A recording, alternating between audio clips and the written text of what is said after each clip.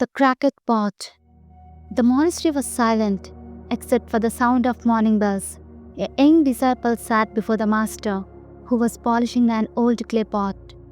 The disciple asked softly, "Master, you always speak of peace and balance, but why do I feel broken inside? I tried to do good, but life still hurts me."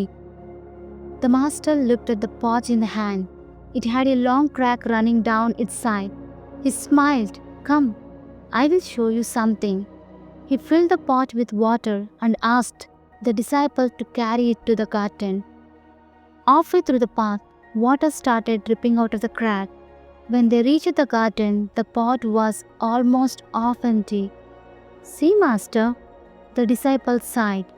"It's broken, useless."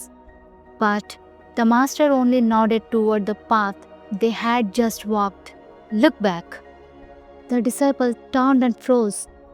On one side of the path, flowers were blooming in a line, their colors bright and alive. The other side was dry and empty. The master said quietly, "Every morning, I use this same broken pot to water the plants. The crack that you call a flower gives life to these flowers." The disciple looked down, tears filling the eyes. The master continued, "Life is the same. You spend so much time wishing to be perfect, but it's your cracks that make you human. The places where you think you are broken are where your light flows out." He placed the pot down gently on the ground. Do you know what most people do with their pain? They hide it. They pretend it doesn't exist. But the wise ones, they use it.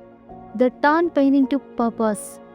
The disciple whispered, "So my pain can help others?" The master smiled. "When you heal, you teach others to heal. When you raise, you lift others too. Your scars are not signs of weakness. They are proof that you survived." The disciple looked again at the flowers, all born from a crack that leaked. The master continued, "The meaning of life is not to stay unbroken, but to stay open. Open enough to let love, compassion, and wisdom flow through you. That is what makes life beautiful." The wind brushed through the garden, carrying the fragrance of flowers along the path.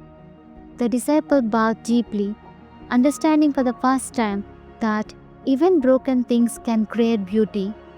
The master picked up the cracked pot once more, holding it to the sunlight.